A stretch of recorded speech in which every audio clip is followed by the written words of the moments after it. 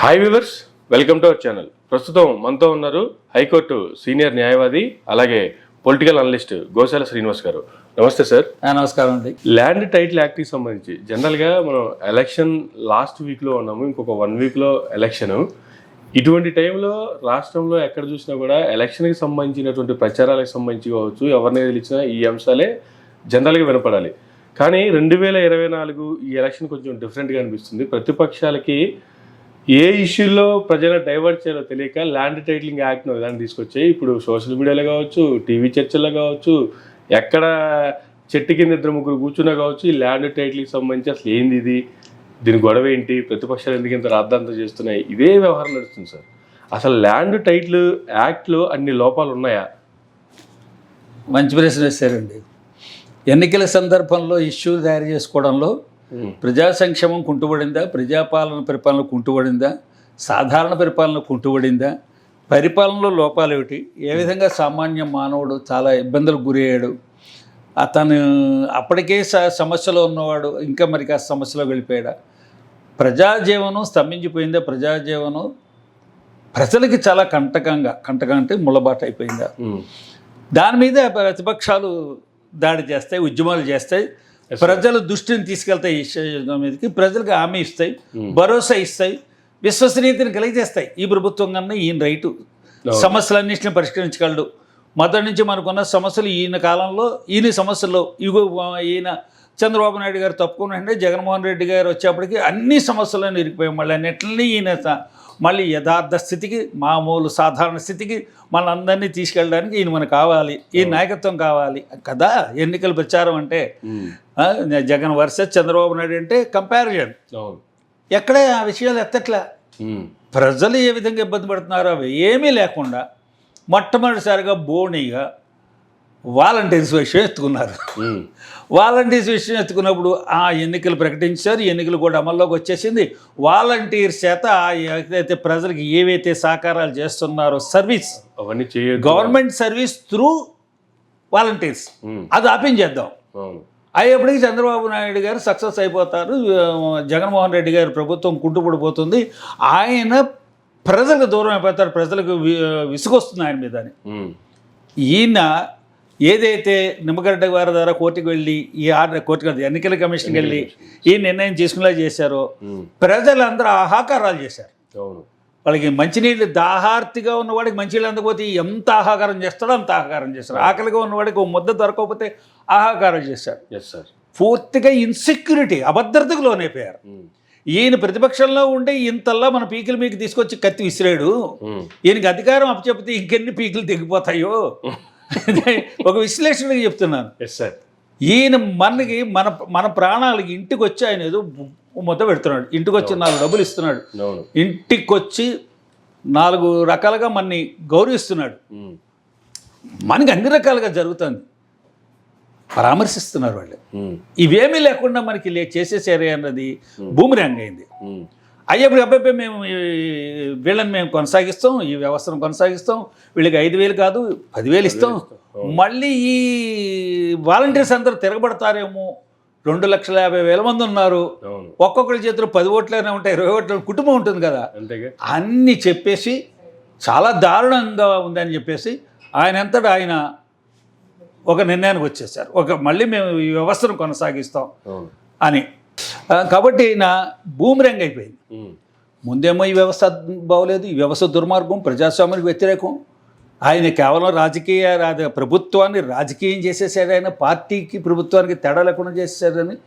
మళ్ళీ వీళ్ళకి 5,000 కాదు 10,000 చేస్తాను, ఏమిటో యూటర్న్లు, ఆయనే తుమ్ముకుంటాడు, ఆయనే చిరంజీవి అనుకుంటాడు ఆయన. రైట్ అయిపోయిందండి. ఇప్పుడు ల్యాండ్ టైటిలింగ్ అయిపోయింది. అది వాలంటీర్స్ చేయలేముంది. అది మామూలు కాదు, బడబాగ్నిలా తయారయ్యేది, భూకంపం వచ్చేసింది. ఇక్కడ వచ్చేప్పుడు ల్యాండ్ టైటిలింగ్ యాక్ట్, ఇది చాలా లోతైన విషయం అండి. మనకి ఆంధ్రదేశంలో, మిగతా రాష్ట్రాల గురించి పక్కన పెడదాం, ఆంధ్ర రాష్ట్రం, అన్ని రాష్ట్రాల్లో ఇదే సమస్య. బ్రిటిష్ వాళ్ళు వెళ్ళేప్పటికీ ఉన్న పరిస్థితి ఏమిటి, ల్యాండ్ యథాస్థితంగా ఉంటుంది. దీన్ని రూపురేఖలు ఎవరు మార్చలేరు, సాగతీయలేరు, ముక్కలు కొట్టలేరు, కొత్తది నిర్మాణం చేయలేరు. సంపద సృష్టి అంటే ల్యాండ్ సృష్టి కాదు. ఈ ల్యాండ్ ఎవరెవరు హక్కుదారులు, ఎవరు దాంట్లో భుక్తంలో ఉన్నారు, ఎవరు స్వాధీనంలో ఉన్నారు, ఎవరికి దీనికి సంపూర్ణ హక్కు భుక్తాలు ఉంటాయి, ఎవరి నుంచి ఎవరికి మారుతోంది, ఎవరి నుంచి ఎవరు కొనుక్కుంటున్నారు, ఎవరు మారుతోంది, బదలాయింపులు ఎలా జరుగుతున్నాయి, అంతిమంగా ఎవరు దీనికి భూమి మీద హక్కుదారులే ఉన్నారు, ఈ విషయాలు చెప్పేటువంటి అకౌంట్ బుక్స్ అన్ని దస్తావేజుల్లో ఉండవు చాలామందికి. మన దస్తావేజులు వచ్చాయి ఒక 100 సంవత్సరాల క్రితం దస్తావేజులు లేవు అనుకుందాం. మూజువాణిగా అంటే ఈ నోటి మాట, మూజువాణిగా అన్నదమ్ముల పంపకాలు అలాగే ఉండేవి, రాతకోతలు ఉండేవి కాదు. తోట ఒకడికి, తోట మీద చెట్లు ఒకడికి.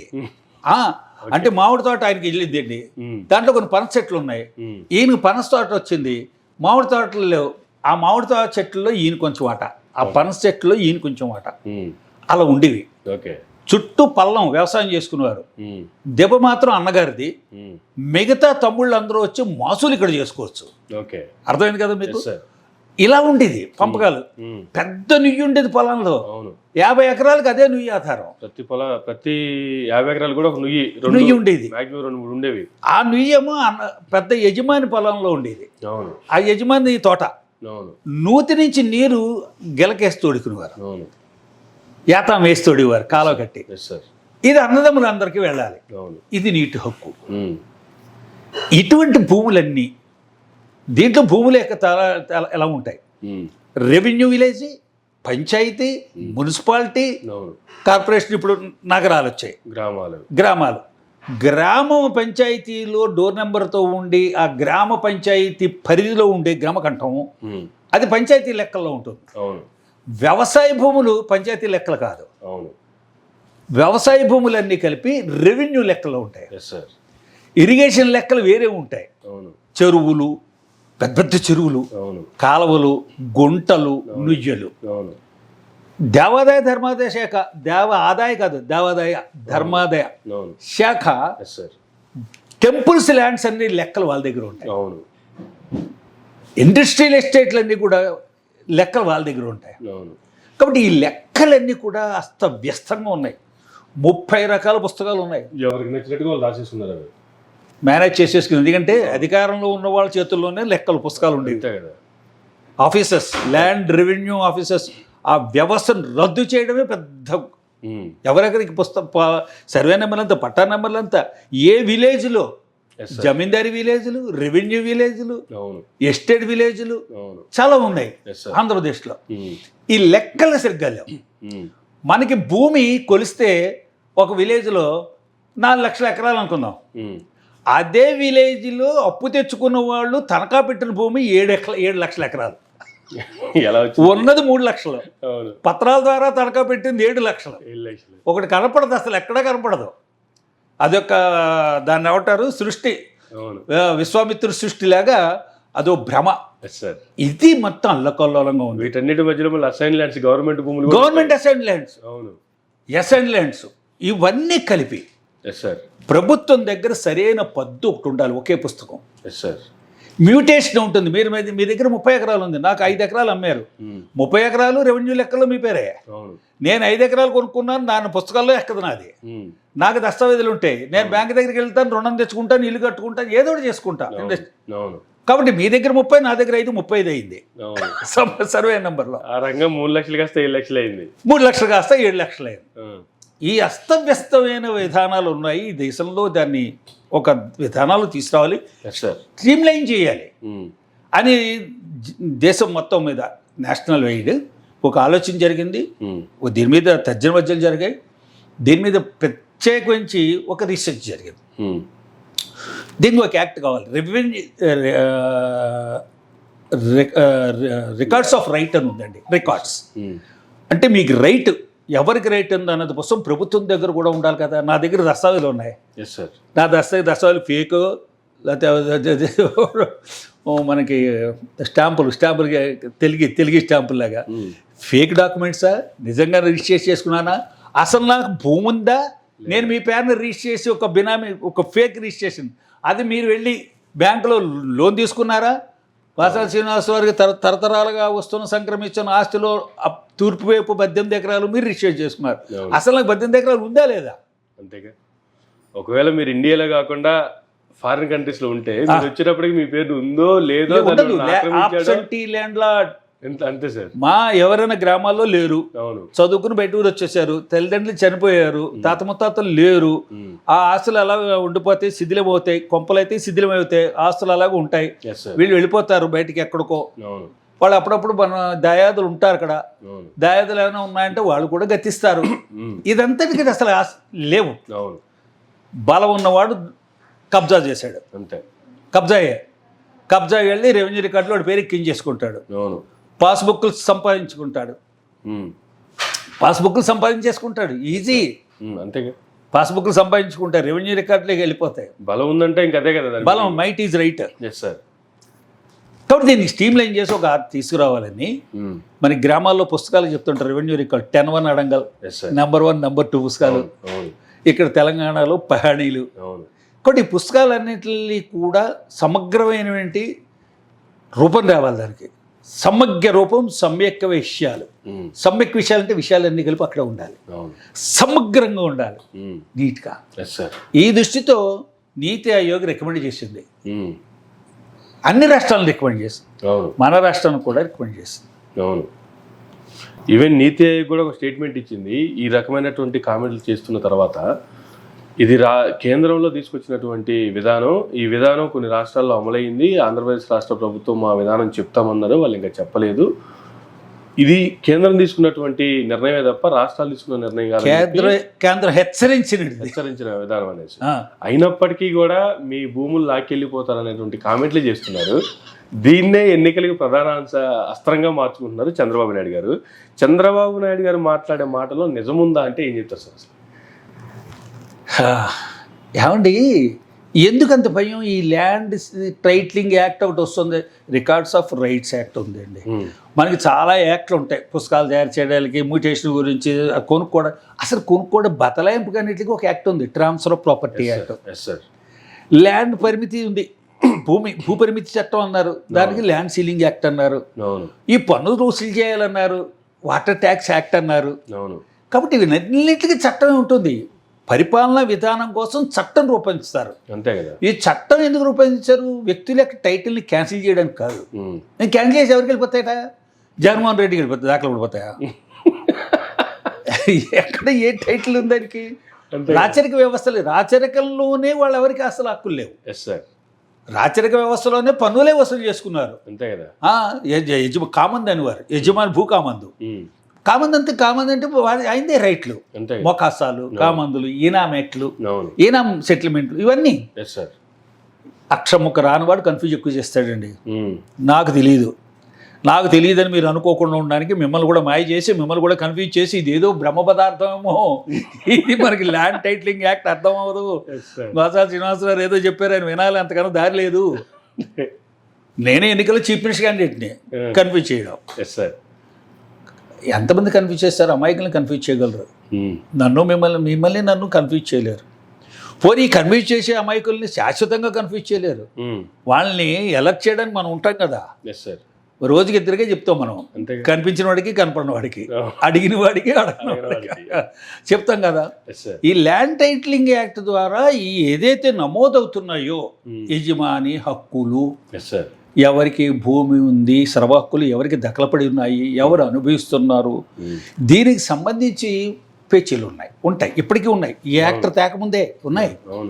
ఎక్కడో రెవెన్యూ రెక్కల్లో తాత పేరు, వీళ్ళలో ఉన్న సగం కేసులు భార్యాభర్తలు కొట్టుకునేవి అయితే మిగతా సగం కేసులు ల్యాండ్కి సంబంధించిన కేసులు. ఇన్ని సమస్యలు ఉన్నాయి కాబట్టి కోర్టులోకి వెళ్తున్నారు. నాకు మన మధ్య నాకు వచ్చాడు ఒక ఆయన, సార్ మా ఊళ్ళో మాకు ఒక ఇళ్ల స్థలం ఉంది, మా నాన్నగారు తాత గతించారు, మాకు మా తాత ముత్తాతల నుంచి అది వస్తుంది, ఎవరు పంచుకోలేదు, కథ రాతకోతలు ఉండవు, ఎవరు మాకు ఇచ్చింది కాదు, ఎవరి దగ్గర కొన్నది కాదు.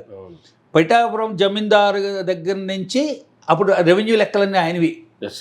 పిఠాపురం జమీందారికి ఎస్టేట్ అనేవారు, పిఠాపురం ఎస్టేట్ కర్ణీకం ఎస్టేట్ సర్వేలు ఉండేవి. అప్పటి నుంచి మాకు వస్తుంది. మేము గ్రామం విడిచిపెట్టి వెళ్ళిపోయాము. నేను వెళ్తే నా స్థలం ఉంది కానీ కొంత అక్కువ చేశాడు, నాదని చెప్పడానికి నాకు కాగితం లేదు. వచ్చి నన్ను అడిగాడు, కాగితం లేదు. మా స్థలానికి హద్దుల్లో ఒక ఆయన 1935లో డాక్యుమెంట్ రిజిస్టర్ చేయించుకున్నాడు. ఆయన డాక్యుమెంట్లో ఉత్తర భాగాన్ని మా హద్దు అని రాసుకున్నాడు. మా నాన్నగారి పేరు మా తాతగారి పేరు ఉంది. ఓకే. ఉత్తర భాగం ఆయన హద్దు అని రాసుకున్నాడు. ఆయన రిజిస్టర్ చేయించుకున్నాడు, ఎవరి దగ్గర కొన్నాడు. ఓకే. అప్పుడు హద్దుల్లో మా పేరు రాసుకున్నాడు.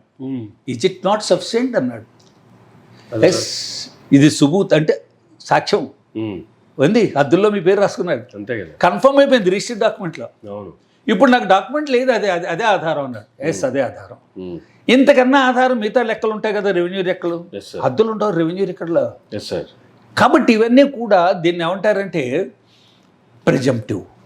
ఓ కరెక్టే, ఈయనకి అక్కడ భూమి ఉంది, presumption. Conclusive proof of evidence కాదు ఇవన్నీ. కంక్లూజివ్ అంటే ఎలా చేయాలి? ఓ పెర్మనెంట్ ఖాతా ఉండాలి, అకౌంట్. రెవెన్యూ వాళ్ళ దగ్గర ఒక అకౌంట్ బుక్ ఉండాలి. సర్వే నెంబర్లో ఒకటిగా ఉంటుంది 100 ఎకరం. తర్వాత మారుతుంది, 20 మంది కొనుక్కుంటారు, 20 పేర్లు ఎక్కాలి. ఆ 20 మంది 30 మంది కొమ్ముతారు, వాళ్ళ పేర్లు ఎక్కాలి. మళ్ళీ వీళ్ళందరి దగ్గర నుంచి ఒకటే కొనేసుకుంటాడు ఎవడో.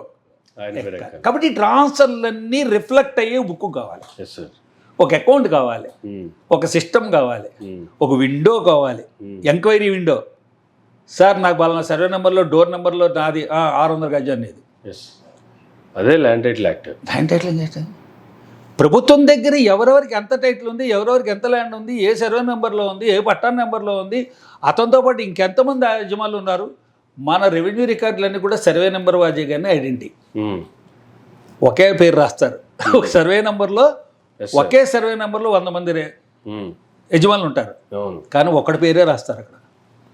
మనకు తెలియకుండా మనం సమస్యలు ఉన్నాయని చెప్పకుండా మన సమస్యలు తీరుస్తుంది ఈ ల్యాండ్ టైటిలింగ్ యాక్ట్ వల్ల ఖచ్చితంగా.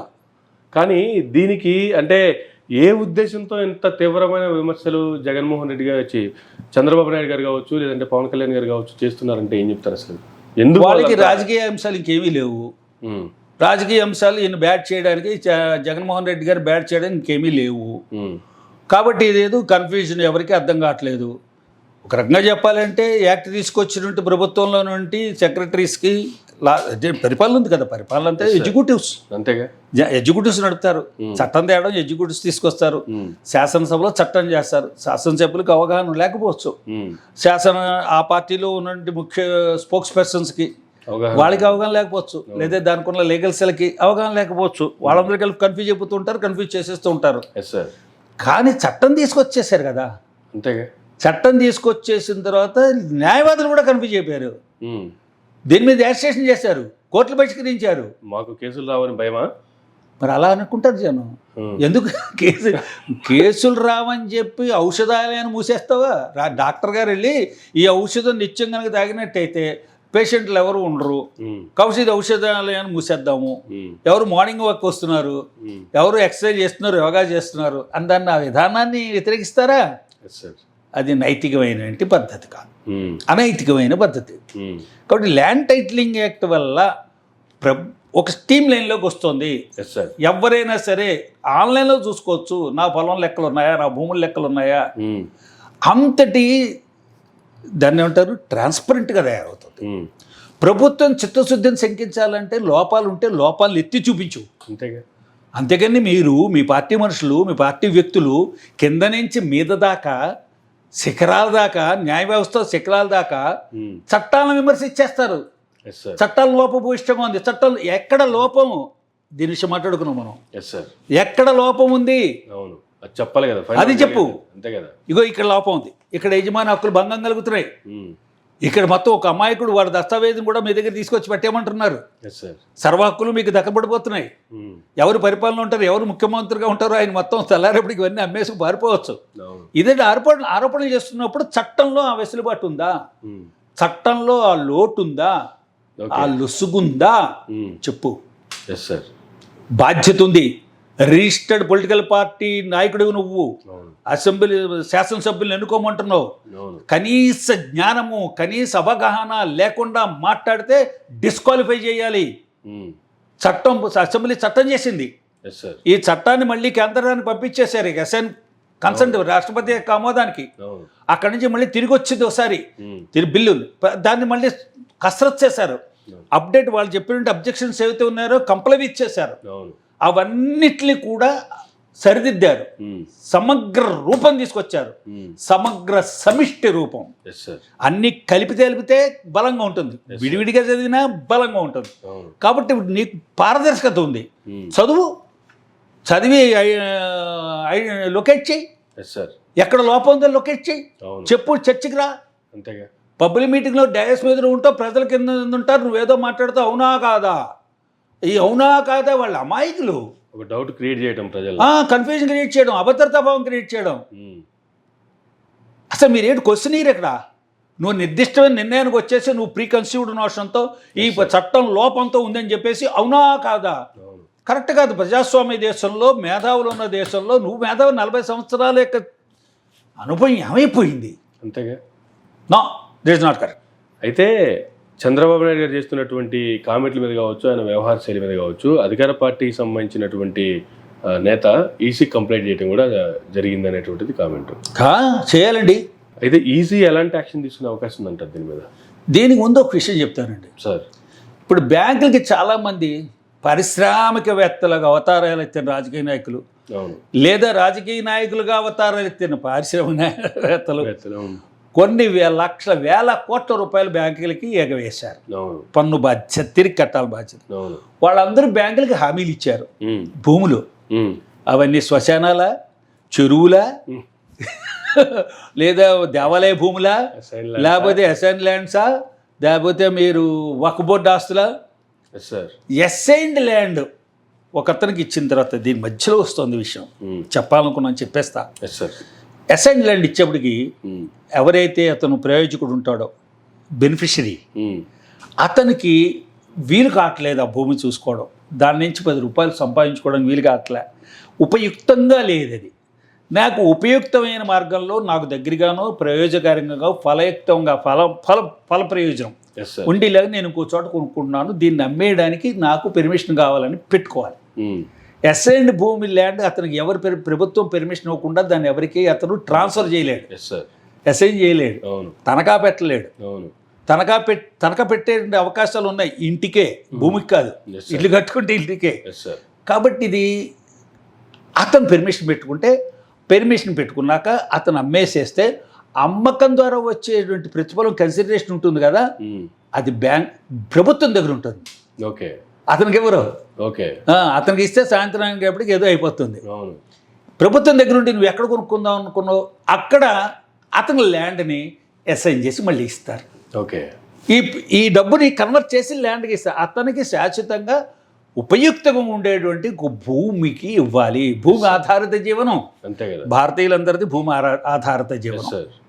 కాబట్టి వాడికి భూమి ఉండాలి. మా తాత ఇచ్చాడు భూమి అని అలా మనవాళ్ళ దాకా వాళ్ళు ఆ చంద్ర ఆరార్కము వంశ పారంపరంగా అతను అనుభవించాలి. That is the concept. కానీ కొనుగోసుకుంటాడు ఎవరి దగ్గర నుంచి భయపెట్టేసి, ఇక్కడ మీకు రాజధాని వచ్చేస్తోంది, ఈ భూములన్నీ కూడా ప్రభుత్వం తీసేసుకుంటుంది, మీరు ముందే అమ్మేసుకోండి, నేను ముందు చెప్తున్నాం, మేము ఏదో పడతాం తంటపడడం పడితే ఆ ప్రభుత్వం అసైన్డ్ ల్యాండ్స్ అన్ని కొనేసుకుంటారు. ప్రభుత్వం ల్యాండ్స్ ఈ అంశం వచ్చింది కాబట్టి, రాజధాని భూములు ఇష్యూ వచ్చింది కాబట్టి, అంటే రాజధానికి చుట్టుపక్కల బినామీలు కావచ్చు, వేల ఎకరాల వాళ్ళ పేర్ల మీద ఉన్నాయనేటువంటి వాడుకలో ఉంది. ఇప్పుడు ఇవన్నీ ల్యాండ్ టైటిల్ యాక్ట్ వస్తే ఇవన్నీ బయటపడతాయి, లేదా ఇవన్నీ పోతాయనే ఉద్దేశంతోనే ఇంత రాద్దంతో అంటారా? వచ్చేసారు విషయం దగ్గరికి చెప్పిస్తా. కాబట్టి ఆ భూములు అసైన్డ్ ల్యాండ్స్ ఎవడు కొనుక్కున్నాడో వాడు అప్రూవల్కి పెట్టుకోవడమా? అమ్మేవాడికి పెర్మిషన్ ఇవ్వాలి, నువ్వు అమ్ముకోవచ్చని. కానీ అమ్మేసుకున్నాడు, డబ్బు తీసేసుకున్నాడు. ఎవరు కొనుక్కున్నారో వాళ్ళకి అసైన్డ్ భూమి ల్యాండ్స్ ఎవరైతే కొనుక్కున్నారో వాటిని అప్రూవ్ చేస్తారా? గుర్తించాం, మీరు కొనేసుకున్నారు, దాని మీద ఏం వివాదాలు లేవు. అంటే ప్రభుత్వానికి ఉన్న లీన్, ఛార్జీ, ఓనర్షిప్ అన్నీ ఉన్నాయి కదండి. అవన్నీ ఒక్కసారి యజమానికి అక్రమంగా కొనేసుకునే యజమాని దాఖలు పడిపోయాయి. వాటిని చెక్ చేయడానికి ల్యాండ్ టైటిలింగ్ యాక్ట్. అసలు నువ్వు అసైన్డ్ ల్యాండ్ కొనుక్కోవడమే కుదరదు. కొనుక్కున్న తర్వాత కొనుక్కున్న వాడికి రెట్రాస్పెక్టివ్ ఎఫెక్ట్తో అతని టైటిల్ని కన్ఫర్మ్ చేయలేవు. గవర్నమెంట్ ఎప్పుడైనా లాగేసుకో, రద్దు అయిపోయింది, అది వెనక్కి వెళ్ళిపోవాలి. అసలు వాడికి జీవితాంతం వాడికి భూమి ఇద్దాం అనుకున్నారు, వాడు భూమి అమ్మేసుకుని డబ్బులు తెచ్చుకుని ఏదో రాత్రికి ఏదో కంప్లీట్ చేయడానికి కాదు. అంతేగా. కాబట్టి ఇప్పుడు దేశంలో మన రాష్ట్రం, దేశం అంటే ఆంధ్ర రాష్ట్రం, తెలంగాణలో కూడా ఎస్ సార్.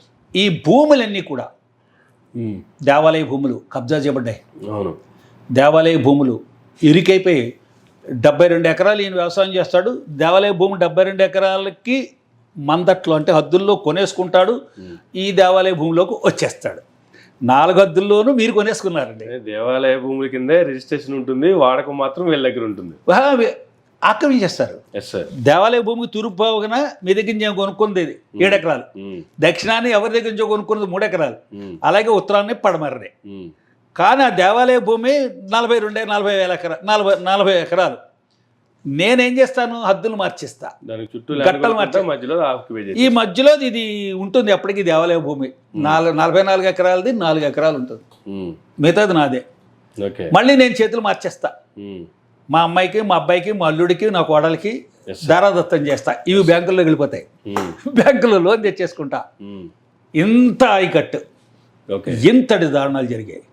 దేవాలయ భూములు కానీ, ఎస్టేట్ అబాలిషన్ వల్ల దేవాలయాలకి మిగిలిపోయిన భూములు కానీ, దాని తర్వాత ఏనాం భూములు కానీ, ఇలాంటి మొత్తం వక్ భూములు కానీ, చెరువులు అక్కువే చేస్తారు గ్రామాల్లో. శ్మశానాలు అక్కుపై చేస్తారు. రుద్రభూములు అంటాం, పంచాయతీ ల్యాండ్స్ అవి గ్రామ ఘట్టంలో చేస్తారు. అది చాకళ్ళకి బట్టలు ఉతుకోవడం దోబీగానా, స్త్రీలు మరుగుదొడ్డికి, ఇవన్నీ కూడా ఆక్రమణ గురైపోయాయి. పశువులు మేయడానికి గ్రేజింగ్ ల్యాండ్స్ అనేవారు, పశు మేతల స్థలాలు ఉండే, లెక్కలో ఉన్నాయి, ఇప్పటికీ చూపిస్తా, అక్కువ చేస్తారు. కాబట్టి ఇప్పుడు ఈ ల్యాండ్ టైటిలింగ్ యాక్ట్ వస్తే ఎవరి దగ్గర ఏమున్నాయో 2 మీరు పుచ్చుకుని మీకు ఎలా దాఖలు పడ్డాయి, మీకు ఎలా వచ్చాయి, మీది అవునా కాదా, ప్రభుత్వం ఎవరిదో చూద్దాం. Tracing out the original owner. పొతద్దం పెడతాం. ఈ భూమికి ఎక్కడి నుంచి వచ్చింది అంటే అక్కడ ఈశ్వరుడు బొమ్మ కనపడుతోంది. ఇది మొరవళ్ళ వీరేశ్వర స్వామిది కనపడుతోంది. శ్రీశైలం మల్లికార్జునుడు కనపడుతున్నాడు. లేకపోతే ఇక్కడ తిరుమల వెంకన్న కనబడుతున్నాడు. కాళహస్తి కనబడుతోంది. కనకదుర్గమ్మ వారు కనబడుతున్నారు. కాబట్టి ఇవన్నిటి మీద ఎంక్వైరీ జరగాలి. ల్యాండ్ టైటిలింగ్ యాక్ట్ వల్ల అమాయకులు భూములు కబ్జా చేసిన వాళ్ళకి చెమట పడతాయి. అసలు ఎక్కడి నుంచి వచ్చింది, ఆధారం ఏంటి, నీకు ఎంత భూమి ఎలా వచ్చింది, ఈ పాస్బుక్లు అర్థాంతరంగా పుట్టుకొచ్చేసాయి నీకు. ఇంతకుముందు మీరు అన్నట్లు బలం ఉంటే నాకు ఎన్ని పాస్బుక్లు పుట్టవచ్చు, ఎన్ని పాస్బుక్లు 1000 ఎకరాలు కానీ పుట్టేసుకొచ్చేస్తాను. అంతే కదా. భూమి అన్నది కబ్జా అన్నది ఒక పెద్ద పరిశ్రమ. అంటే స్టుబర్టుపురం దొంగల పరిశ్రమలాగా. కాబట్టి దీన్ని ఎక్కడో ఎవరికో బెదిర్లు వస్తున్నాయి, కింద భూమి కంపిస్తోంది. అందుచేత రాజకీయం రాద్ధాంతం చేస్తున్నారు. అటువంటి కబ్జాదారులందరికీ నేతృత్వం వహించేటువంటి నేతలు ఉంటారు కదా, వాళ్ళు అలగలను సృష్టిస్తారు. సహజం ఇది. అంతే. అయితే ఈ ల్యాండ్ టైటిలింగ్ అంశాన్ని రాజకీయ అంశం చేయడం వెనక ప్రతిపక్ష పార్టీల ఉద్దేశం ఏంటి అంటే, ఇంతకుముందు మనం అనుకున్నట్లు అమరావతి ల్యాండ్స్ అవి కూడా వచ్చినాయి, అక్కడ కొంచెం మళ్ళీ డివైట్ అయ్యాము. ఇదే అడవుల ఆక్యుపై చేశారు. చాలా సొసైటీస్కి భూమి ఇచ్చేవారండి పూర్వం, ట్రస్ట్ భూములు. మానస ట్రస్ట్, అలాగే ట్రస్ట్ భూములు. కానీ బర్మా కాంతిశీకులకు భూములు ఇచ్చారు. బర్మా నుంచి వెనకలు వచ్చేసిన వాళ్ళు, వాళ్ళ భూములన్నీ కూడా అనేకరంతం అయిపోయాయి. ఇలాగా చాలా చాలా చాలా చాలామంది విద్యాదానం చేశారు. మీకు హిందూ కాలేజీ గుంటూరు ఉన్నాయి, మచిలీపట్నం హిందూ కాలేజ్, దాని పొలాలు ఉన్నాయి. సంస్కృత పాఠశాలలు, వేద పాఠశాలలు, గురుకుల పాఠశాలలు, నర్సనపేట దగ్గర ఉర్లాం భూములు, వేద పాఠశాలలు, శ్రీముఖలింగం పాఠశాలలు, వేద పాఠశాలలు, అలాగే ద్రాక్షారం, నిత్యాన్నదాన సత్రాలు,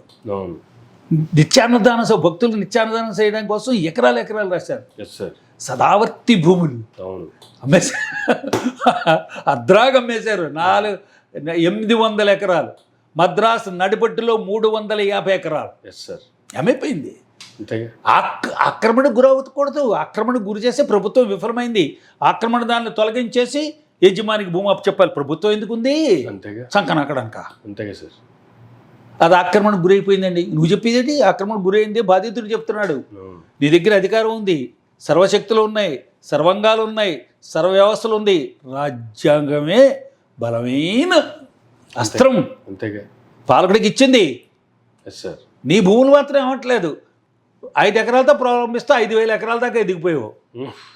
ఈ ట్రస్ట్ ప్రాపర్టీలు అన్నీ కూడా కనుమరుగైపోతున్నాయి. ఎవరో సుధాకర్ యాదవ్లు, సత్యనారాయణ యాదవ్లు కొనేసుకుంటూ ఉంటారు వేలంలో 19 కోట్లకి 18 కోట్లకి. దీనికన్నా ₹1 ఎవడైనా ఇస్తే రెడీ మేము ఇచ్చేయడానికి అంటారు. ఆళ్ళ రామకృష్ణారెడ్డి పాడాడు కదా సదావర్తి భూములు. అవును సార్. సదావర్తి అక్కడే కదా ఆ ఇష్యూ కూడా బయటకు వచ్చింది. అన్ని వస్తాయి. సదావర్తి ఎప్పటికీ నడిచేది, ఎప్పటికీ కొనసాగేది. సదావర్తి ఎంత లోతైన అర్థం ఉందండి. ఎక్కడికి వెళ్ళిపోతుంది? భూములన్నీ ఇచ్చిన దాతల యొక్క ప్రధాన లక్ష్యం కుంటుపడిపోయింది. కావాలని హత్య చేసేసారు, లక్ష్యాలను హత్య చేసేసారు. భూమి భూమి భూమి భూమి. అవును. కాబట్టి వీటిలన్నిటికీ ఏకైక మందు ల్యాండ్ టైటిలింగ్ యాక్ట్ వచ్చినట్టయితే రాష్ట్ర ప్రభుత్వం దగ్గర ఉండవలసిన లెక్కల పుస్తకాలు పకడ్బందీగా తయారవుతాయి, లెక్కలు నమోదవుతాయి. నమోదైనప్పటికీ వాటి కోర్టులో వారసులు చచ్చిపోయిన వివాదాలు ఉండిపోయండి. ఓ 5 ఎకరాల గురించి నేను కేసు వేసాను అనుకోండి, నా 4వ తరం దాకా కూడా కేసులు పెండింగ్. వాళ్ళు ఎక్కడున్నారో కూడా ఎవరికి తెలియదు. కేసు ఇన్ఫ్రక్షస్. అలా కాదు, త్వరితగతిన వివాదాలు పరిష్కారం కావాలి. ఫైనల్లీ దీని మీద నాది ఒక సందేహం. చెప్పడు. ఈ అంశం ఎప్పటి నుంచో ఇలా చెయ్యాలి అనేటువంటిది ప్రిన్సిపల్ సెక్రటరీలు కావచ్చు, చీఫ్ సెక్రటరీలు కావచ్చు, గవర్నమెంట్కి ప్రతిపాదిస్తున్నటువంటి అంశమే. కానీ ఏ రాజకీయ పార్టీ కూడా, ఏ ప్రభుత్వం కూడా దీన్ని చేయడానికి ముందుకు రాలా. కానీ ఈనాడు జగన్మోహన్ రెడ్డి గారి ప్రభుత్వం దీని మీద ఒక డేరింగ్ స్టెప్ తీసుకుని ముందుకు వచ్చింది. అంటే ఎట్లా అంటారు? అంత దీని వెనుక రాజకీయ ఉద్దేశాలు ఉన్నాయని అనుకోదు. కర్ర మీరు కొనుక్కుని ఉంటే ఎవరినో కొట్టడానికి కాదు. Yes sir. పక్కింటి దొంగ కంప్లైంట్ చేయక్కర్లేదు మీ మీద. ఏంటి నన్ను కొట్టడానికే కొనుక్కున్నాడు ఆయన కర్ర అంటే నువ్వు దొంగవా? ఆయన లాంటి కొనుక్కున్నాడు రక్షణ కోసం, ఆత్మరక్షణ కోసం. కేంద్ర ప్రభుత్వం నీతి ఆయోగ్ అందరికీ చెప్తోంది గట్టిగా, మీరు ఈ చట్టం తీసుకురావాలి, లెక్కలన్నీ పర్ఫెక్ట్గా ఉండాలి, మీరు ఇరిగేషన్ ల్యాండ్స్, ఇరిగేషన్ ఖర్చులు మేము ఇస్తున్నాం, ఇరిగేషన్కి ఆయకట్ట రూపంలో డబ్బులు ఇస్తున్నారు. 2 లక్షల ఎకరాలు, 3 లక్షల ఎకరాలు, అవి లేవు. 2 లక్షల ఎకరాలు అన్నీ టౌన్షిప్ కింద మారిపోయాయి, టౌన్షిప్ కింద మారిపోయి, ఇండస్ట్రియల్ ఎస్టేట్ కింద మారిపోయాయి. అసలు కొంతమంది వ్యవసాయం చేయట్లేదు, వ్యవసాయం దండగా రువుల చెరువుల కింద, రొయ్యల చెరువుల కింద చేసేసారు. ఇరిగేషన్ ప్రాజెక్టులకి మనం ఇస్తున్న డబ్బులు సక్రమంగా ఉపయోగపడాల. కాలువలన్నీ పొడికి తీస్తున్నారు, స్ట్రెంథన్ చేస్తున్నారు. Modernization, strengthening of the canals. ఆంధ్రప్రదేశ్లో కొన్ని లక్షల కోట్లు ఖర్చు పెడుతున్నారు. కంబైన్డ్ ఆంధ్రప్రదేశ్గా ఉన్నప్పుడు సానా మారుతి గారు ఇంజనీరింగ్ చీఫ్ ఉండేవారు. ప్రభుత్వ ఇరిగేషన్ మీద ఎన్ని లక్షల కోట్లు. జలయజ్ఞమా, ధన యజ్ఞమా, పేర్లు ఏవో పెట్టారు. జలయజ్ఞానికి పేరు పెడితే జలయజ్ఞం, ధనయజ్ఞం. పోలవరం ప్రాజెక్ట్ ఎన్ని వేల లక్షల కోట్లు. బహుశా నా తరం దగ్గర ఇంకో 2-3 తరాల దాకా నీటి చుక్క ఎవరు చూడరేమో. కాబట్టి ఇదంతా నీతి ఆయోగ్ వార్నింగ్ ఇచ్చింది, హెచ్చరిక చేసింది. దీన్ని స్ట్రీమ్లైన్ చేయాలి. అనేక ప్రయోజిత కార్యక్రమాలు, సంక్షేమ కార్యక్రమాలు మీకు ఇస్తున్న రాష్ట్ర ప్రభుత్వాలకు ఇస్తున్నట్టు మేము డబ్బులు, రాష్ట్ర పనులన్నీ రాష్ట్ర ప్రభుత్వం చేస్తుంది, సంక్షేమ కార్యక్రమాలన్నీ రాష్ట్ర ప్రభుత్వం చేస్తుంది, విద్య రాష్ట్ర ప్రభుత్వం దగ్గర ఉందండి, వైద్యం రాష్ట్ర ప్రభుత్వం దగ్గర ఉందండి, సాధారణ పరిపాలన రాష్ట్ర ప్రభుత్వం ఉంది. కేంద్ర ప్రభుత్వం ఏదైనా ఎవరికైనా పొద్దున్న నిక్కర ఇవ్వాలనుకుందండి ప్రజలందరికీ, రాష్ట్ర ప్రభుత్వం ద్వారా ఇవ్వాలి. వారి యంత్రాంగం లేదు. అంతేగా.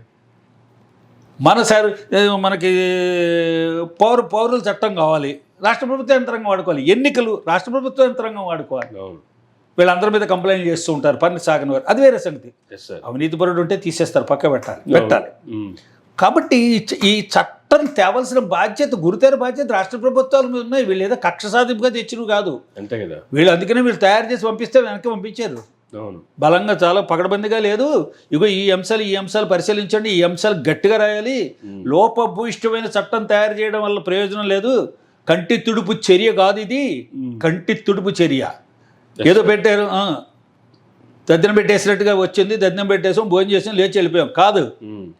We want a strong and enforceable yes sir. Act for ever. మన తరతరాలందరూ కూడా వండర్ఫుల్ ఇది రిఫార్మ్స్, ఎస్ సార్. సంస్కరణ. అంతేగా. అందరూ చరిత్రలో సంస్కరణ గురించి మాట్లాడుకుంటాం. అవును. ఇక్కడ ఈ సంస్కరణ జరగాలి.